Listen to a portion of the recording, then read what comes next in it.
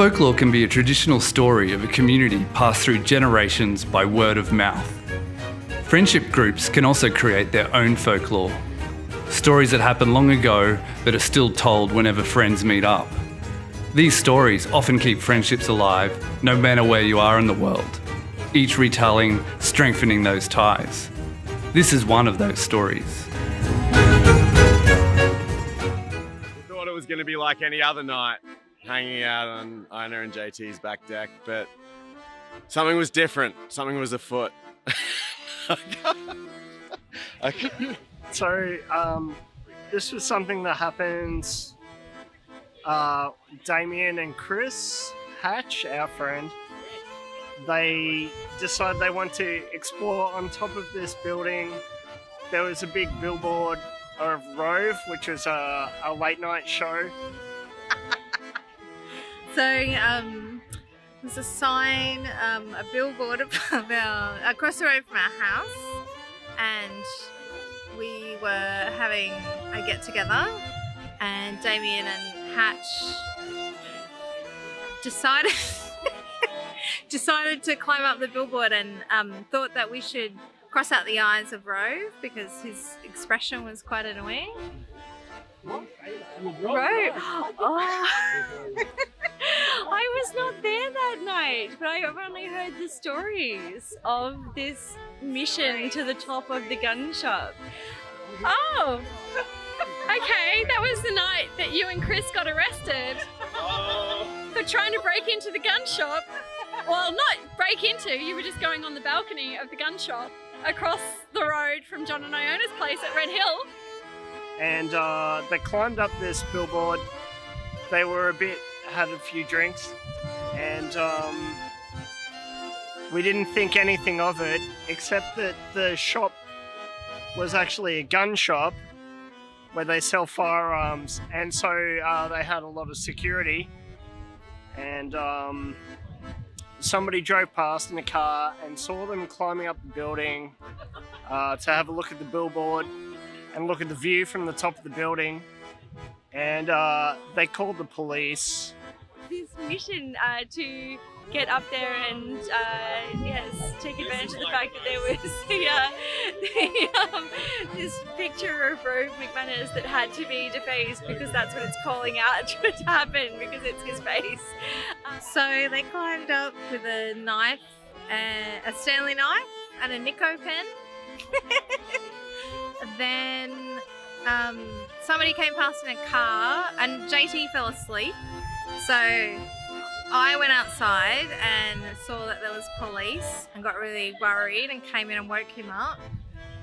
And at that point in time, I'd had a few drinks. I'd fallen asleep, and my wife roused me from my sleep and said, John, I think you better come out front of the house because there's an incident happening. And then there was about 16 police by that time.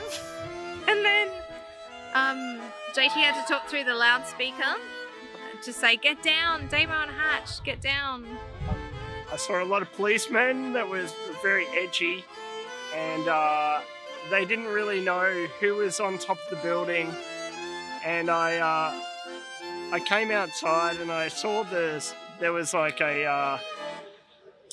a policeman in charge. He was a senior sergeant. I came up to him and I said, look, I don't think anyone's trying to break into the gun shop. I think it's actually my friends up there. I think they just went up for the view. And he said, well, are they your friends? And I said, yes, they're my friends Damien and Chris. They're on top of the building. And he gave me like a loudspeaker I could hold in my hand that I could I had to call them down from on top of the building, and I was like, Damien, Chris, come down from the building, put your hands up. And then Peter woke up and she got really angry because her husband, were they married? I don't know. She was arrested, and you guys came down, but the whole intersection got closed off. that was quite interesting. And I almost left him because you both got arrested because they thought you were breaking in there. And it was quite a surreal experience. Police everywhere, they're very edgy. They had their hands on their guns.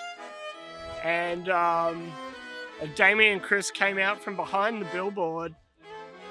And they were quite shocked, I think, to see how many police were in attendance of the scene.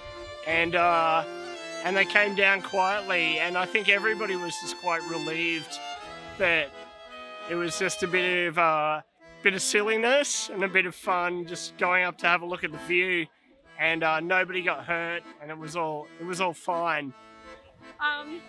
I think I drove home at 4 in the morning because I was so angry at him. I was probably drunk. Don't put this on a police website. And I was actually going to put all his clothes out on the lawn because I was really, really angry that he'd done that to me, and I'd drunk a lot of Baileys. And we waited up until you got home from the cop shop. But the police were really friendly. They said they would look after the people. And I really hated you about it, Damien. But then I realised you're not the problem. So I got a divorce and it's all good now. And I think that's the end of the story. I think there's nothing else to it. That was kind of what happened. But yeah, so I heard the stories of how it all went down, but didn't actually get to see it myself. And so it's become part of the folklore of our friendship. And I feel like I was almost there, even though I wasn't there, because I've heard so much about it. It wasn't quite the end of the story. 5 days later, we went to court and we were both fined $180 each for unlawfully climbing the structure. I made my flight to Thailand the next day and started my first ever teaching job. Peta and Hatch got married. And then later, Peta and Hatch got divorced. The gun shop might not be there anymore, but the memories of that night remains, and it sits in the folklore of our friendship group.